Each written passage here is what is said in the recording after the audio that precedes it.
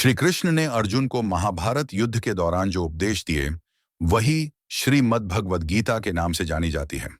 ये उपदेश कुरुक्षेत्र के युद्ध मैदान में दिए गए थे, जब अर्जुन अपने ही परिवार के लोगों, गुरुओं और संबंधियों को सामने देखकर युद्ध करने से मना कर रहे थे। युद्ध शुरू होने से ठीक पहले अर्जुन ने दोनों सेनाओं के बीच अपने रथ को खड़ा करने को कहा। जब उन्होंने देखा कि सामने कौरवों की सेना में उनके दादा भीष्म, गुरु द्रोणाचार्य, भाई और अन्य रिश्तेदार खड़े हैं, तो उनका मन मोह और दुख से भर गया। उन्होंने सोचा कि इन लोगों को मारकर राज सुख पाने का क्या फायदा। यह सोचकर वे बहुत दुखी हुए और उन्होंने श्री कृष्ण से कहा कि वे युद्ध नहीं कर सकते। उन्होंने अपना गांडीव धनुष नीचे रख दिया। 2. श्री कृष्ण का उपदेश। कर्म योग और ज्ञान योग। जब अर्जुन ने हथियार डाल दिए, तब श्री कृष्ण ने उन्हें कई तरह से समझाया। उन्होंने अर्जुन को उनके क्षत्रिय धर्म का कर्तव्य याद दिलाया और कहा कि यह युद्ध धर्म की रक्षा के लिए है। श्री कृष्ण ने अर्जुन को जो मुख्य बातें समझाईं, वे इस प्रकार हैं।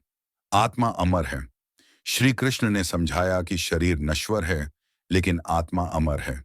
जिसे तुम मार रहे हो वह केवल शरीर है, आत्मा को कोई नहीं मार सकता।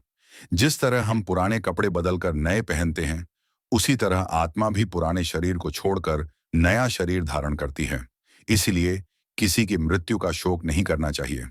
कर्म करते रहो, फल की चिंता मत करो। यह गीता का सबसे महत्वपूर्ण संदेश है। श्री कृष्ण ने कहा, कर्मण्येवाधिकारस्ते मां फलेषु कदाचन। इसका मतलब है कि तुम्हारा अधिकार सिर्फ कर्म करने पर है, उसके फल पर कभी नहीं। तुम्हें अपना कर्तव्य निष्ठा से निभाना चाहिए, लेकिन उसके परिणाम के बारे में सोचना नहीं चाहिए। यदि तुम फल की इच्छा से काम करोगे, तुम मोह और दुख से घिर जाओगे। समता का भाव। श्री कृष्ण ने अर्जुन को सुख दुख, लाभ हानि और जय पराजय को एक समान मानने की सलाह दी। उन्होंने कहा कि एक सच्चा योगी वही है जो इन द्वंद्वों से ऊपर उठकर संभव से रहता है। भक्ति और ईश्वर पर विश्वास। श्री कृष्ण ने अर्जुन को यह भी बताया कि सब कुछ मुझ में ही समाया हुआ है। जो व्यक्ति पूरी श्रद्धा और भक्ति के साथ मुझे समर्पित हो जाता है, मैं उसके सभी पापों को दूर कर देता हूं और उसे मोक्ष प्रदान करता हूं। 3.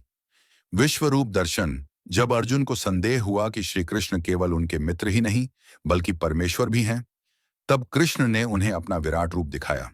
इस रूप में अर्जुन ने देखा कि पूरे ब्रह्मांड में जो कुछ भी है, सब कुछ श्री कृष्ण के भीतर ही समाया हुआ है। उन्होंने अनगिनत मुख, आंखें और भुजाएं देखीं और पाया कि देवता, राक्षस, सूर्य, चंद्रमा और सभी जीव उनके शरीर में ही स्थित हैं।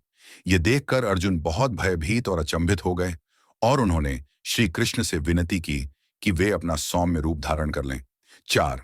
अर्जुन का कर्तव्य पालन। विश्वरूप दर्शन और श्री कृष्ण के उपदेश सुनने के बाद अर्जुन का सारा मोह और भ्रम दूर हो गया। उन्हें अपने कर्तव्य का बोध हुआ। वे समझ गए कि